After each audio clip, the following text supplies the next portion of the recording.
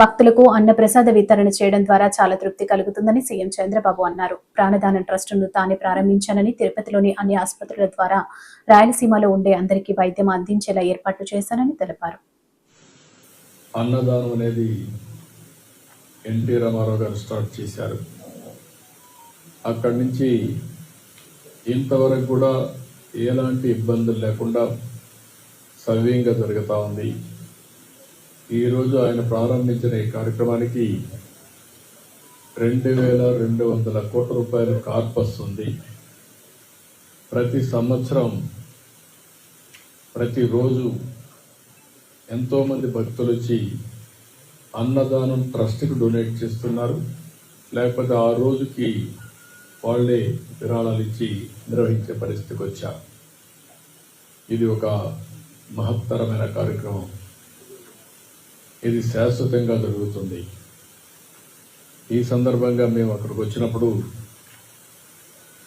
Contribute చేయడమే కాకుండా నేరుగా అక్కడ ఎవరైతే భక్తులు ఉన్నారో వాళ్ళకి అన్నం వడ్డించినప్పుడు ఉండే తృప్తి ఎలకట్టలేదు. అందుకనే ఫ్యామిలీ మెంబర్స్ అందరూ కూడా సర్వ్ చేశాం. మేము సర్వ్ చేయడమే కాకుండా భావితరాలకు కూడా గుర్తు చేసుకునే విధంగా సంస్కారాన్ని నేర్పిస్తున్నాం. ఇలాంటి కార్యక్రమాన్ని ప్రతి ఒక్కరికి కూడా విజ్ఞప్తి చేస్తున్నాం. మనం బాగుండడం కాదు, సమాజ హితం కోసం అందరం పనిచేయాల్సిన అవసరం ఉంది. అదే సమయంలో మీరు చూస్తే నేను ప్రాణదాన కార్యక్రమాన్ని ప్రారంభించాను. బ్రహ్మోత్సవానికి వస్తూ తిరుపతిలో సిమ్స్ హాస్పిటల్లో ప్రాణదాన కార్యక్రమానికి ప్రారంభించాం. ఆ రోజు ఒకటే ఆలోచించాం, వెనుకబడిన ప్రాంతం రాయలసీమ, ఇక్కడ హాస్పిటల్ కూడా సరిగా లేవు.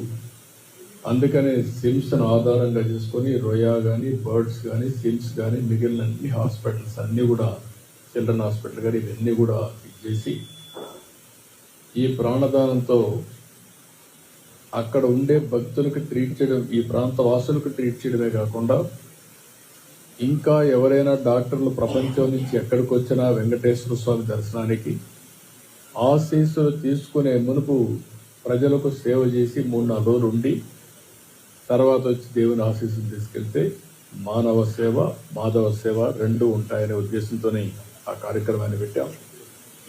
దాన్ని కూడా లాజికల్గా తీసుకెళ్లాల్సిన అవసరం ఉంది. ఈరోజు ఈ యొక్క 7 కొండలు, ఇది వెంకటేశ్వర స్వామి సొంతం. ఈ 7 కొండల్లో ఎలాంటి అపవిత్రమైన కార్యక్రమాలు కానీ, లేకపోతే ఈ 7 కొండల్ని కమర్షియలైజ్ చేయడం కానీ ఎక్కడా జరగకూడదు. నేను ఈరోజు పోరాడడం కాదు. ఒకసారి అసెంబ్లీలో ఇదే మరిగా 7 కొండల్ని 5 కొండలంటే ఎక్కడికి పోయినాయని చెప్పి పెద్ద ఎత్తున పోరాడి అక్కడి నుంచి నేను వెంకటేశ్వర స్వామి మొక్కులు తీర్చుకోవడానికి పాదయాత్రతో వచ్చి మొక్కులు చెల్లించుకున్నాను.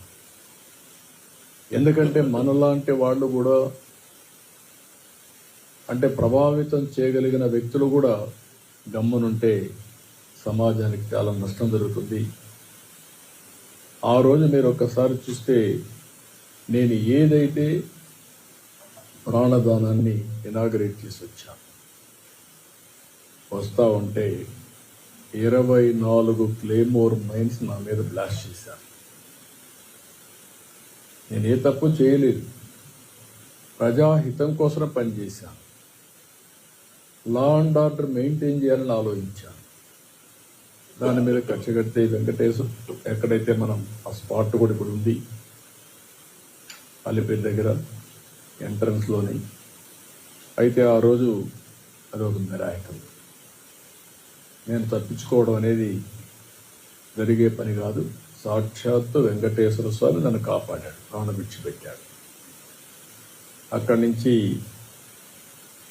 ఒక ఇప్పుడు కూడా నాకు జ్ఞాపకం ఉంది, తలుచుకుంటే నేరుగా పోయి కొట్టిన తర్వాత బస్సులు కారులో అందరం కూడా బ్రతికాం, కానీ ఒక్కొక్కరికి ఒక విధంగా దెబ్బలు తగిలాయి. నేనున్నాను, కృష్ణమూర్తి ఉన్నాడు, గోపాలకృష్ణారెడ్డి, రాజశేఖర్ రెడ్డి, వీళ్ళందరూ ఉన్నాం. అంటే వెంకటేశ్వర స్వామి మహిమ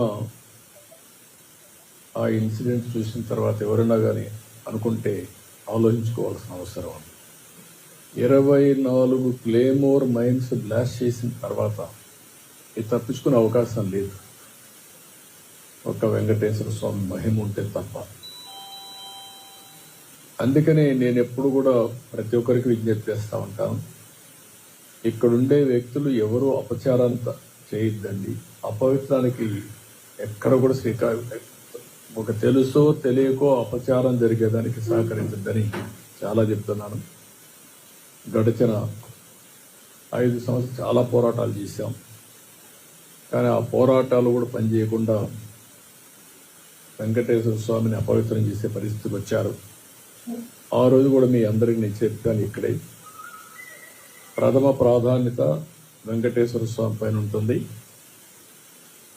ఏదైతే క్లీనినెస్ ఇక్కడి నుంచి ప్రక్షాళన వెంకటేశ్వర స్వామి టెంపుల్ నుంచి చేస్తానని చెప్పి దేవుని రుణం తెచ్చుకోవడానికి, అదే సమయంలో రాష్ట్రాన్ని పునర్నిర్మాణం చేయడానికి అంకితో పనిచేస్తానని చెప్పాను. చెప్పినట్టే ఫస్ట్ అపాయింట్మెంట్ నేను ఇచ్చింది శ్యామలరావు ఇచ్చాను. అక్కడి నుంచి